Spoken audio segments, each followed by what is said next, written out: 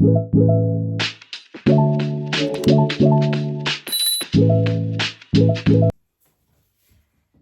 everybody, I'm Megan and this is my channel Skipping Stitches. Thanks for being here today and I hope you enjoy my content. If you do, please give me a thumbs up and feel free to leave me a comment. I will try to get back to you, and if you want to subscribe, that would be greatly appreciated. I hope you're all keeping well and I hope you've all had a good week so far. I have been a little bit delayed in getting this vlog out because basically my life has been frantic for the past couple of weeks, and it still is, but I've just managed to squeeze in a little opportunity to pop on and talk to you. So this may be a slightly quicker than usual vlog, may not, depends on any interruptions I might get. Living in a busy household, it can be quite tricky sometimes to find the time to sit and chat to you all, but it's important to me to be able to do that, and I do love sharing my sewing chit chat with you, so here I am. So let me start by telling you what I'm wearing today. This is very much inspired by this week's Sewing Bee, which I haven't actually watched all the way through yet, but I know that they made jersey wrap dresses, so I thought that might be a nice thing to talk about today. The one that I'm wearing is the Ellie & Mac Tray Bell, kind of a faux wrap actually. So it is a fixed wrap on the top, stitched on the side here, gathered skirt, and the skirt is just one panel. This one's got short sleeves. So it's very simple pattern actually. But I love it. I made it years ago and don't wear it that much anymore because it doesn't fit me so well. It's a little bit tight on the shoulders. So yeah, I probably need to make another one. But it was a very quick and easy make. I do like Ellie & Mac patterns. I don't think they get enough love actually. They have a really wide range of patterns available, especially for stretch fabrics. So if you haven't tried them before, go and have a look and see what you feel. I do feel their pictures don't help them. Sometimes the pictures they have on the front of the patterns are in really loud fabrics that I would never dream of buying. And I think that can be a bit off-putting because you think it doesn't look great, but if you get it in the right fabric, it makes all the difference. So yeah, and they're actually very good value as well. I might have even got this pattern free actually. It was either free or just a couple of pounds. So yeah, go and give Ellie & Mac some love and take a look at what they've got on offer.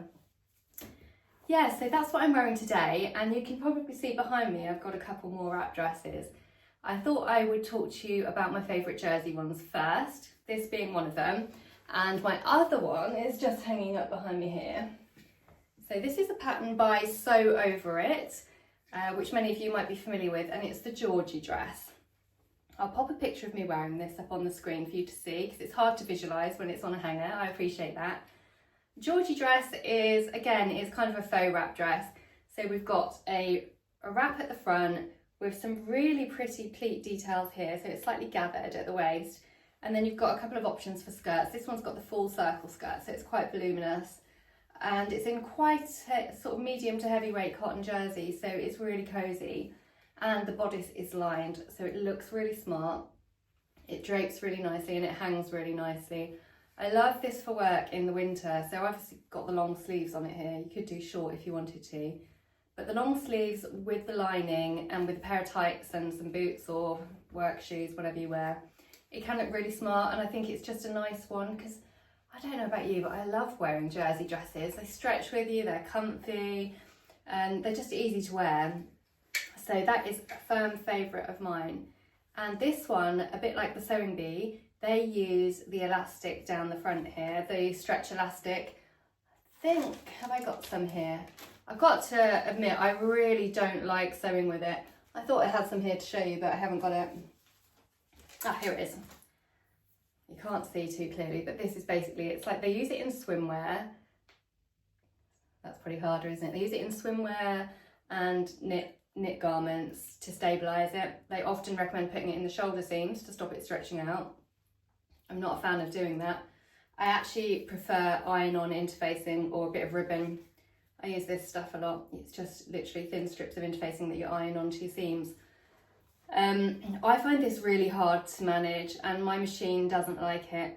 I've tried it on my overlocker, I've tried it on my Janome, and no matter what zigzag stitch I use, no matter what needle I use, it just munches it up and goes messy. And I found if I accidentally iron over it, it kind of melts. So not a big fan in general. However, saying that, I did sew it onto the neckline of this because you pull it on over your head.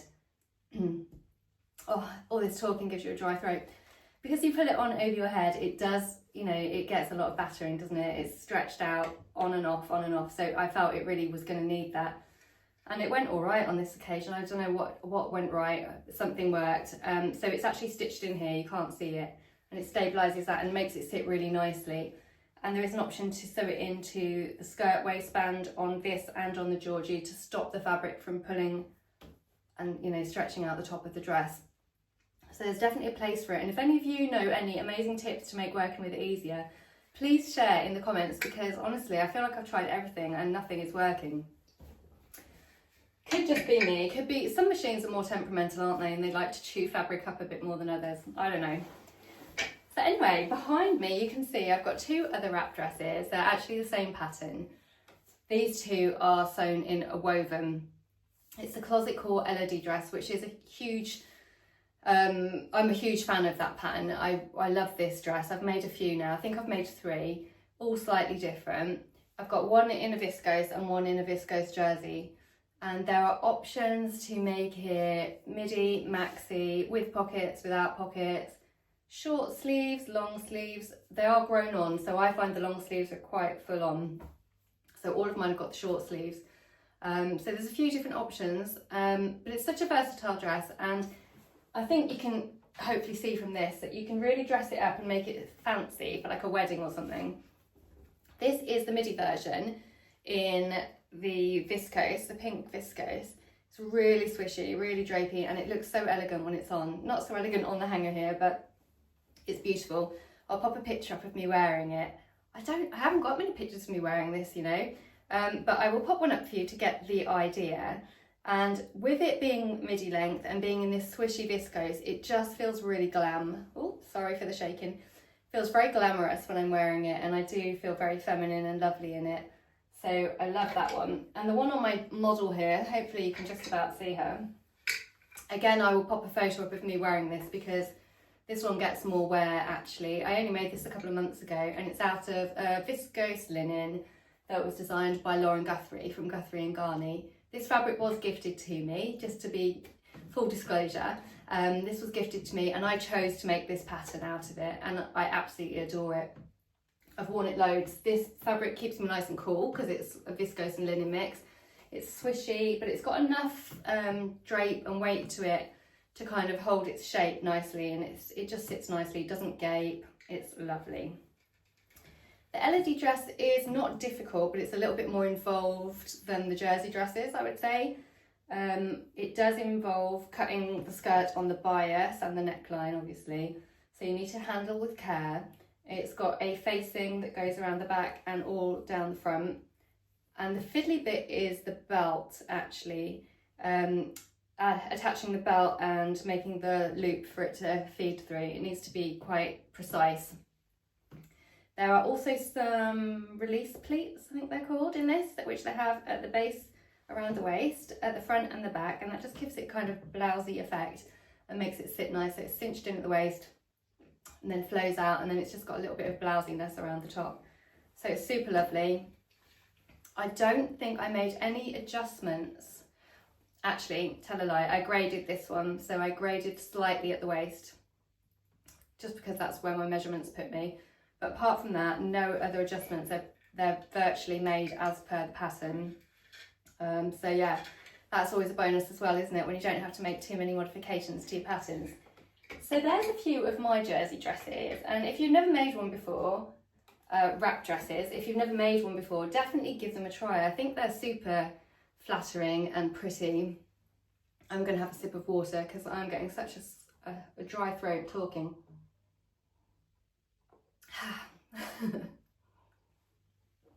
So yeah, what I was saying, if you haven't tried a wrap dress before, give them a go.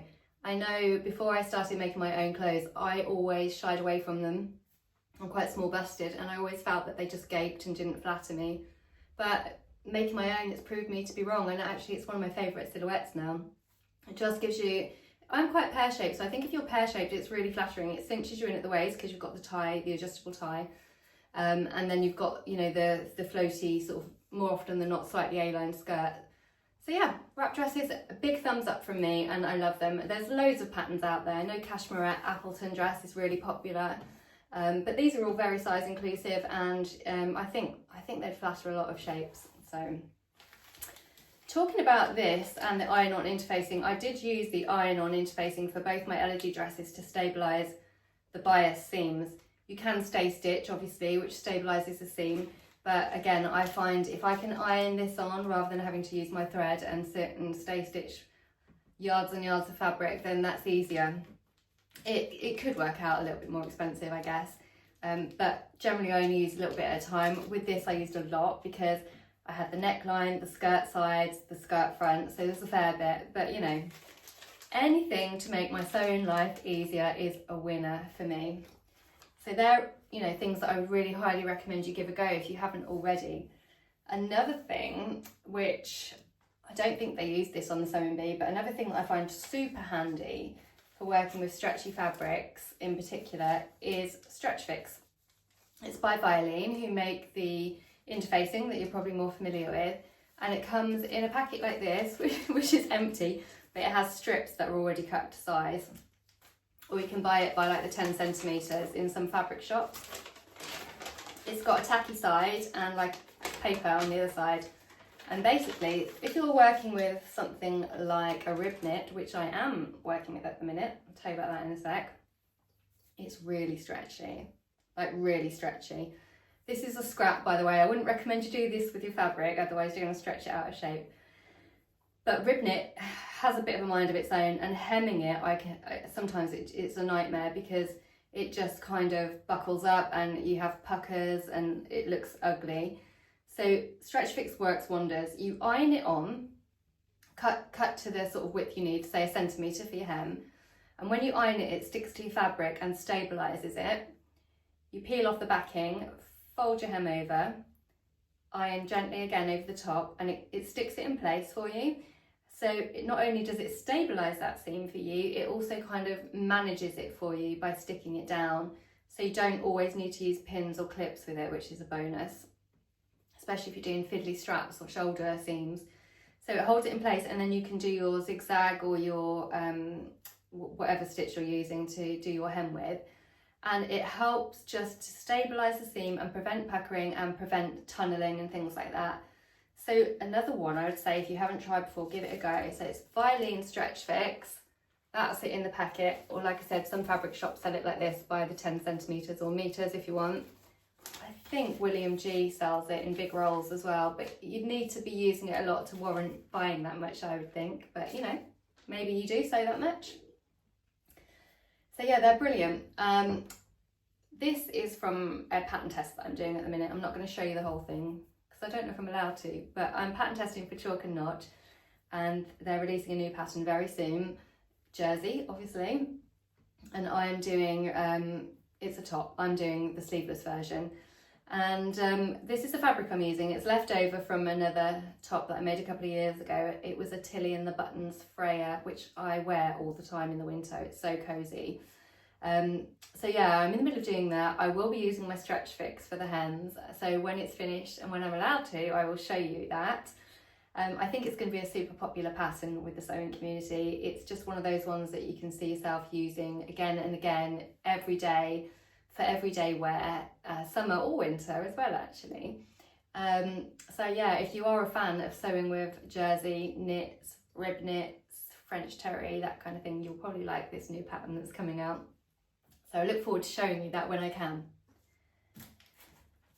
Right guys, so next to me here is something that I love and hate at the same time. It's a trouser toile. I don't know about you, but I am not a fan of doing toiles or muslins. I like to get out there, make my clothes, get them on my body and enjoy wearing them. And the process of toiles just bores me, to be quite frank. But even though I can normally get away without them when I'm making dresses, tops, that kind of thing, I generally can't get away without them with trousers. Like many of us, I just struggle to get a good fit on a pair of trousers without making adjustments. And the adjustments aren't the same on every style because each pattern is, you know, it's got a different block, it's made for a different body type. So these are going to be the Helen's Closet Falconer pants, which I absolutely love the look of. I'll pop a picture up for you to see it.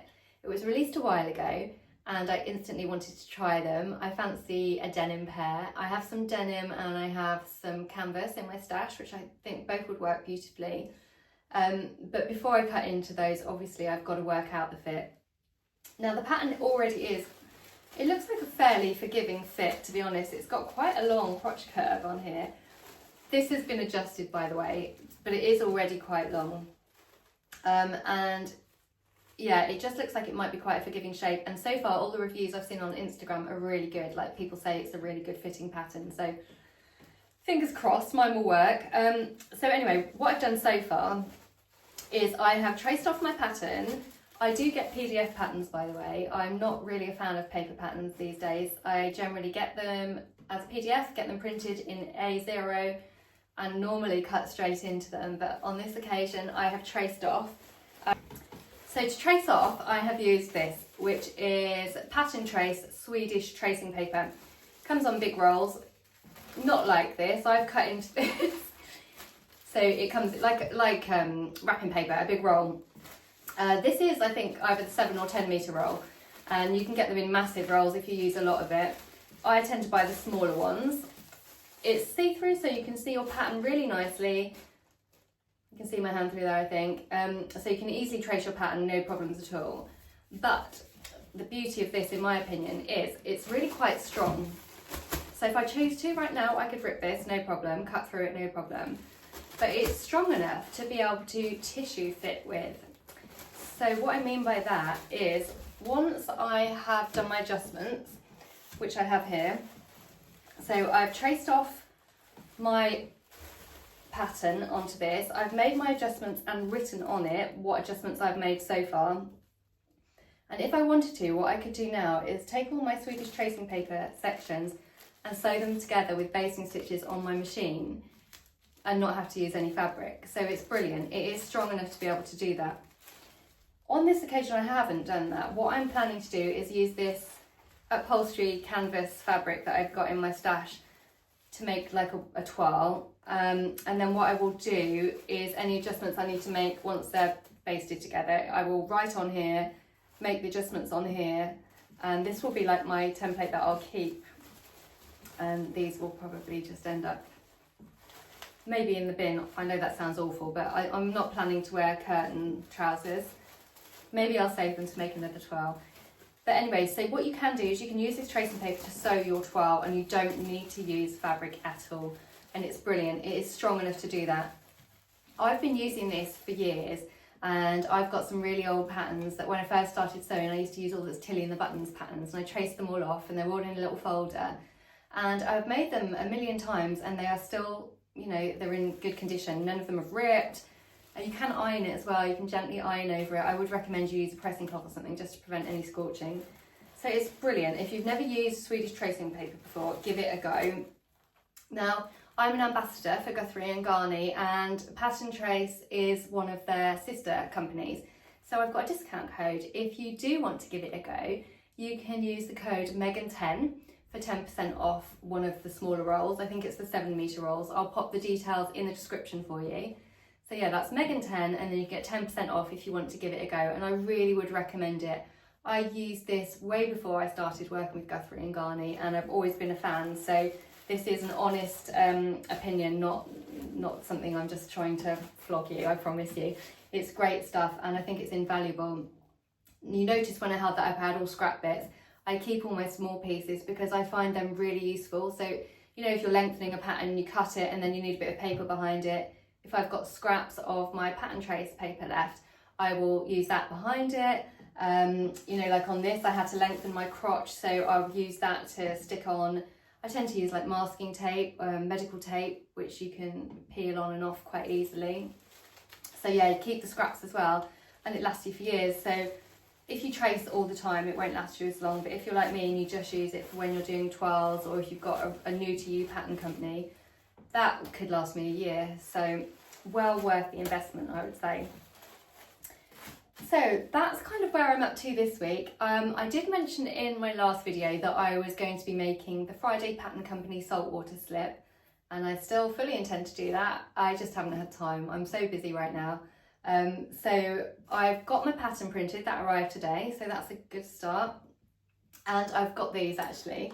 I've ordered myself some little bias tape gizmos. You've probably used these before, but I find it really quite tedious making meters and meters of bias tape. I know you can do different methods. I have done different ones before that work really well.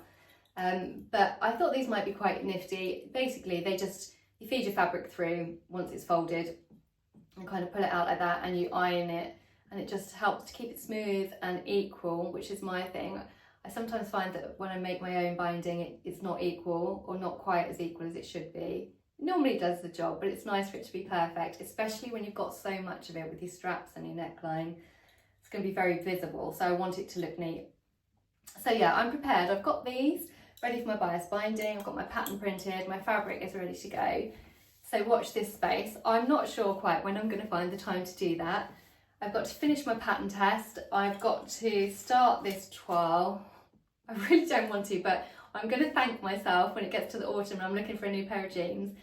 Yeah, and I've just got a lot to do. So I mentioned in my last video as well that I've got family with me at the minute, so life is a bit hectic.